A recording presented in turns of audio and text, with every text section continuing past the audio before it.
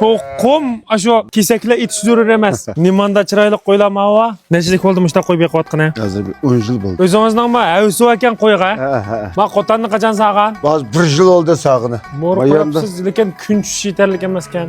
Men bu matamda ilgitadigan plan batı asla. Aş elivasingizdan bo'ldi ekan. O'tganda Ahmet kabli kelgan vaqtida ashta degan. Bir şey kelganman, qo'shqotan kelganman. Buda yetishib bulamadım. Ha yezich o'zgartdim zadim yani.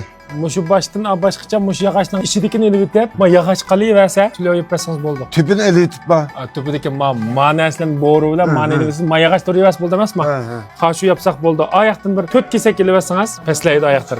Sizning o'zingizning planni qanday? Men mana qilaydigan mening planimcha ma Chanqova. Chanqova tüpünü eliteydi geldi. Elivitib, ana ma'ni tupik bilan yapadigan gapmi? Yog'och qo'yib. 10 bo'ldi-ki. Ma'ninki ostininki tupini biroq elivitib. Ma Türk yurdu. Ha, ayağın manda Türk. Ayağaçni eşekil destitsiz bo'ldi bitta. Kunchi yurdik yana. Siz necha yilni yaq so'z degan chaqda 1 yil oldi, necha yilni yaq olmabdi ekan sizda qo'tan to'g'riliq. Men asası ma qo'tan zat konu qo'tan. Ha. Keyin kangirtdim mani. Tam burun batı.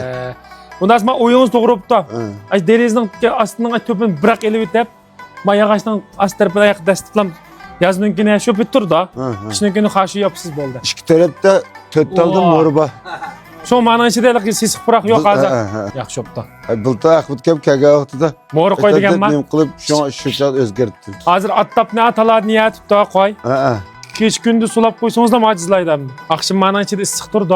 Agar matamning oyoqni elivitib, so'lyo yepib qo'ysangiz achchiqmasangiz nima bo'ladi? Mushunda kun tigaverdi, so'lyo va issiq turaverdi. So'lyoning kana aqni yetibsiz a? Asharlarni anglabsiz a? Bo'lmasa ko'kini olatdingiz a?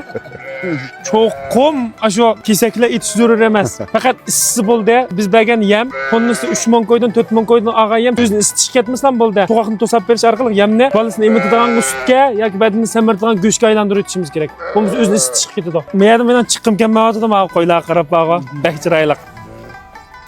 Ha, sizninki bunda bir so'raydigan, kap-qapqas bir javob beramiz bo'ldi deydigan gaplaringizni bir narsa demamsiz. Hozir mush tutgan qo'ydigan silisini bas suti to'xtab qoladi ekan, suti ozlab qoldi ekan degan gap borda. Shu gapga men hozir ideyamda o'tmay, shunaqa bir maslahat bergan bo'lsangiz.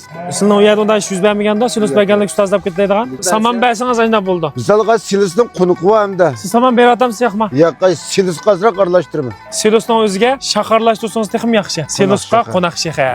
Chunki silos degan bir biz eshitgan narsa, qo'noq shayxa degan hamda eshitmagan quruq narsa, aning quruq o't bo'lgan ekan, samandan yaxshiroq. Bizning samanda uchimiz yo'q.